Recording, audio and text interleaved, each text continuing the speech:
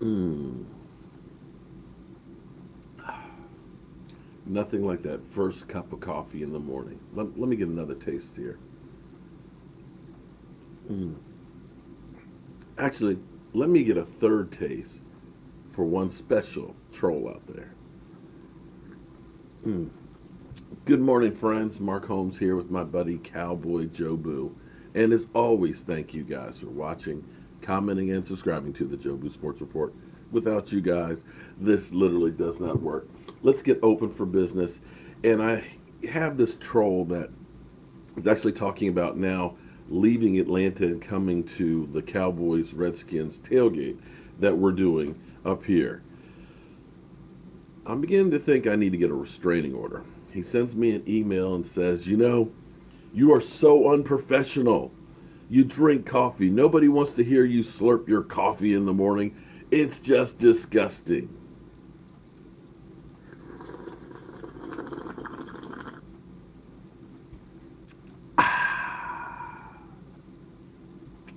Yeah. Maybe I should try and get sponsored by a coffee company. Understand I'm not employed by ESPN or NFL Network or Fox Sports or CBS Sports or anything. This isn't First Take. It isn't Undisputed. This isn't, Speak for Yourself or any of those shows. This is YouTube and me just being here having a conversation, drinking some coffee. People get bent out of shape. Before I get on to Zeke Elliott, I got to address something. I did a little experiment yesterday on a video. Actually, I did a couple of experiments yesterday because I'm happy because now the other channel is back and we're going to start spreading the wealth between the two channels. So I hope you have the bell clicked for both of them because I won't be doing as many as I did before on the other one or on here. So it'll be going back and forth. And we may be actually on a new live streaming platform. It'll still go to YouTube, but we're expanding and trying things new, trying to stay ahead of the curve.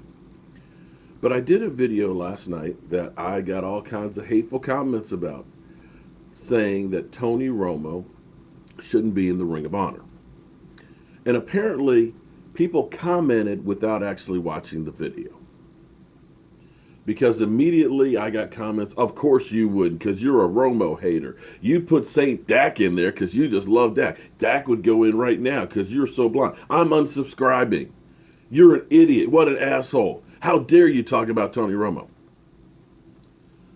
So don't comment about something unless you know what you're commenting about.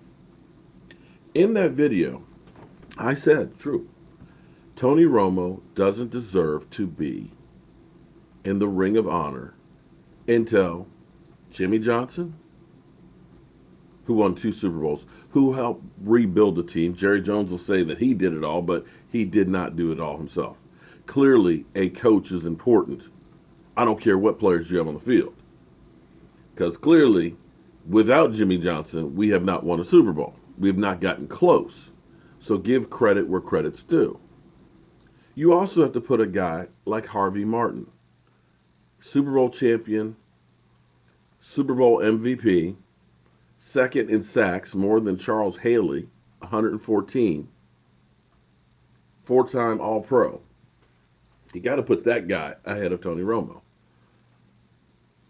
Emerson Walls, a guy who's got a Super Bowl ring, led the NFL in interceptions 3 different years. Incredible cornerback and safety. You have to put him in before Tony Romo. I did not dispute that Tony Romo should be on the Ring of Honor, nor Jason Witten for that matter. But you don't put him in and leave those guys out. So before you comment on something about me, be sure you know what you're commenting about. Because that way you don't look like an idiot. Wasn't about throwing shade at Tony Romo. It wasn't about trying to prop Dak Prescott up.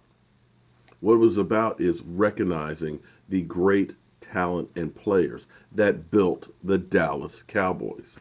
There would be no America's team without guys like Charlie Waters and Ed Too Tall Jones and Harvey Martin.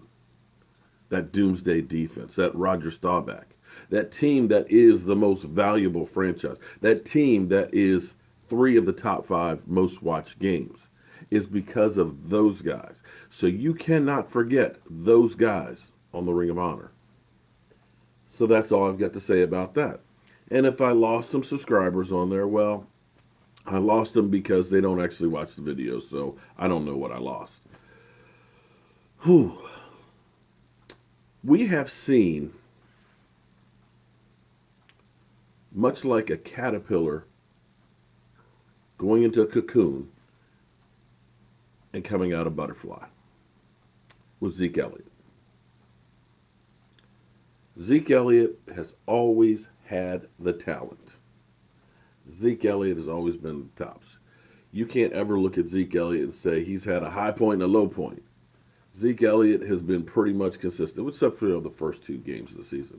He kind of takes him a couple games to get started, and that's partially, I think, because you don't play in preseason. In fact, we played hardly anybody in preseason. But that, we'll deal with it another time. But Zeke Elliott was a young man, want to party, have fun, and can't blame him for that because, you got money, you got fame. People want to be you. They want to hang with you. They want to have what you have. Unfortunately for some, they don't learn the lesson that when you got money, you got lots of friends. When you don't, they don't come around until it's too late. Zeke Elliott had to do a lot of growing up. I say this all the time, that until you hit rock bottom and are forced to change, you won't. You can tell somebody, listen, you're screwing up. You're going to lose everything if you don't change. In one ear, out the other. This old fool. What does he know? You don't know jack. But when you lose something, something you love, something that's near and dear to you, you freak. You go crazy. What am I going to do? And I believe those 6 games, seeing the Cowboys out there playing in battle, not having Zeke, was rock bottom. Literally. He realized he had to change. And you look at the change. Zeke has been straight and narrow. Nothing in the offseason. What impressed me about Zeke is Zeke not only turned around to keep himself in line, Zeke is now becoming a leader on this team. From what I heard, Sean Lee's out, who's one of the vocal leaders on the team, helps get people fired up. Zeke took it upon himself to be that guy to help fire up the team. Zeke then went out and led by example, going and playing lights out. And you could see how everybody else fed on that. You could see how Joe Looney could be running with his fat behind all the way downfield to the goal line. Now, we heard that there's a box of Krispy Kreme donuts down there, so maybe that was it. But you see how the team fed on that emotion. And it didn't stop there because yesterday we were told, he's banged up. Ankle, knee, everything else. He won't be a full participant in practice. They said that Zeke Elliott had probably his best Wednesday practice ever. And nobody would blame him if he took the practice off. Took it easy. Hey, I got over 150 yards rushing and over 80 yards catching. I can take a day off. No. He was out there putting in the work. That's a leader. He's the guy that you want to go to battle with. He's the guy you want in the foxhole next to you because he is giving it his all.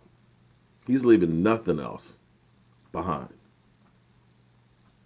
You've got to love that, and that can go a long ways because you need somebody vocal. That's one of the things that I looked at with our defense, and one of the reasons why I wanted an Earl Thomas on the defense, because I look at the defense, I see a lot of great players. Sean Lee is not that vocal, but then again, I don't know because I'm not in the locker room. But I know when I've met Sean Lee is very soft-spoken, very cerebral. He would be a hell of a coach, knows everything, very calculating, figures it out. He sees it before it happens. But I don't know that he's a rah-rah guy. And sometimes you need that guy that's going to be in your face, that guy that's got an edge, that guy that's going to go ahead and get everybody fired up. And I'm not sure that defense has that guy yet. Yeah, you got DeMarcus Lawrence is out there leading by example, 5.5 sacks. But you need that guy that just kind of gets that extra 1 or 2% out of you. Because that 1 or 2% is the difference between winning or losing. That's a couple of extra plays that you have an advantage on. And I am glad to see that Zeke Elliott is becoming that guy. I love football. I live football every single day, 7 days a week, 365 days a year. It drives my wife crazy.